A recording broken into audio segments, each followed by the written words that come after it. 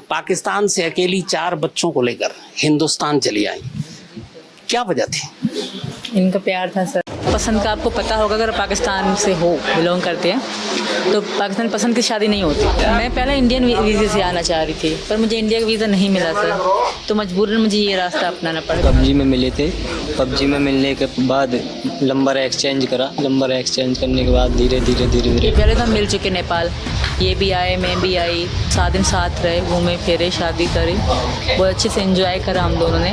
जब मैंने इंडिया का बॉर्डर क्रॉस करा ना, मैं बहुत खुश हो गया, मैं झूम उठी सच में। 2 ही रास्ते थे, या वहाँ रह के रोना ही था, यहाँ ट्राई करना था। वो सिर्फ मुझे वापस बुलाएंगे, फिर जो मेरे साथ होगा वो मुझे भी नहीं पता कि मेरे साथ क्या होगा। योगी जी से हमारे लिए ये रिक्वेस्ट करें कि मुझे यहाँ रहने दिया जाए, बस मुझे यहाँ की नागरिकता मिल जाए। और मैं दूर है वहां से, और आप पाकिस्तान से अकेली 4 बच्चों को लेकर हिंदुस्तान चली आई, क्या वजह थी?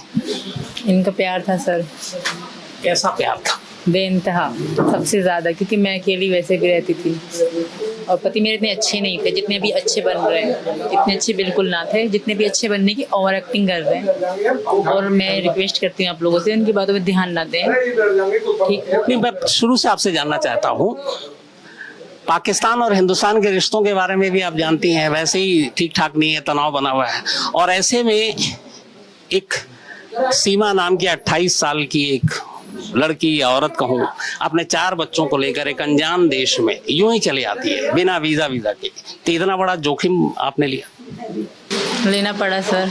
अब 2 ही रास्ते थे, या वहाँ रह के रोना ही था, यहाँ ट्राई करना था। अगर मैं पकड़ी भी जाती ना, तो मुझे ये दुख ना होता कि मैंने कोशिश ना करी, वरना सारी ज़िंदगी पछताती कि मैंने कोशिश ही ना करी सचिन के पास जाने की।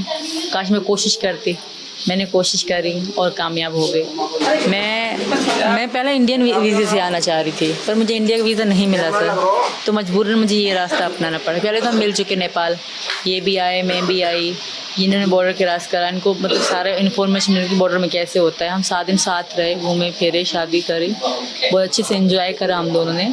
वहीं पे खाना पीना, होटल सब कुछ था।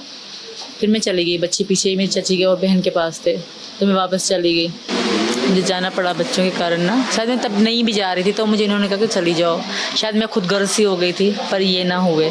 चलिए, मैं ये जानना चाहता हूँ सचिन आपसे, आपको इनसे प्यार कैसे? सर पबजी से हुआ था। आप पबजी खेलते थे? हाँ जी, पबजी में मिले थे।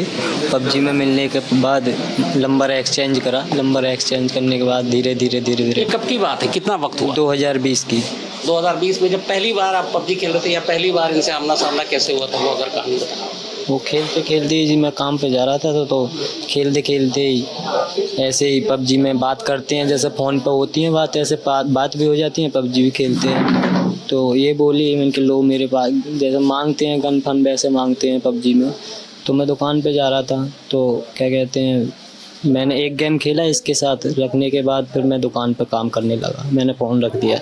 उसके बाद फिर मैं छत पे सो रहा था। फिर उसके बाद ये 10 बजे करीब, 9 बजे करीब ऑनलाइन आई थी। फिर हम दोनों साथ में खेले।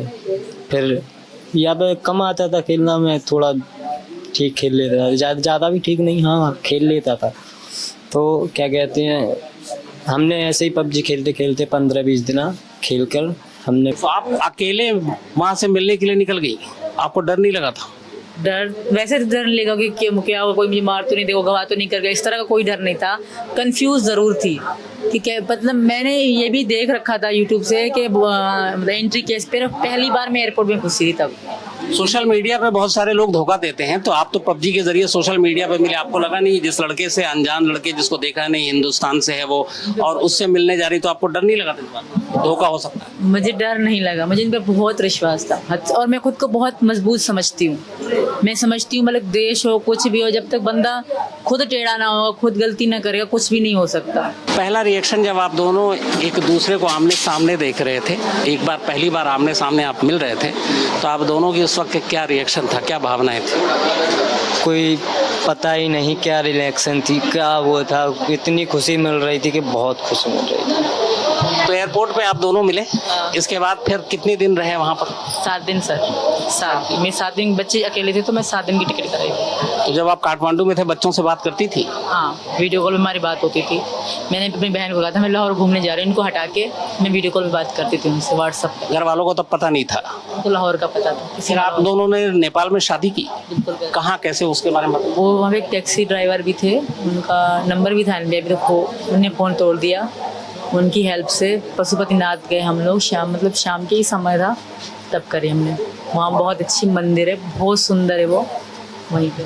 तो 7 दिन रहने के बाद जब आप दोनों अलग हुए, एक को हिंदुस्तान आना, एक को पाकिस्तान, तब किस वादे के साथ अलग हुए? यही कि दोबारा मिलेंगे। मैंने कुछ सुबह शाम कहती थी, जब जैसे दिन आ रहे थे ना, मैंने कहा सचिन हम दोबारा मिलेंगे ना, कहते थे हाँ मिलेंगे। हम 2 दिन हम बहुत रोते रहे। फिर लास्ट के 2 दिन बचे ना, 17 को मुझे जाना है, 15 के बाद हम बहुत रोते गुजारे। और वो मेरी वीडियो मेरी टिकटॉक आईडी में और मेरी इंस्टा की आईडी में पड़ी है। बहुत बुरा हशर था। फिर मैंने इसके साथ पूरी रात हम सोते थे तो मोबाइल ऊपर रख देते थे, वीडियो चलती थी रिकॉर्डिंग, 10-10 घंटे की, 8-8 घंटे की हमारी वीडियो पड़ती। चारों बच्चों के साथ आपने कहा था कि अपनाऊंगा?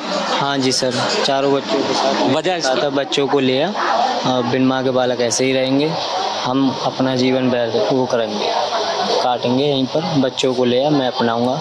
मैंने खुद भी कहा था, मैंने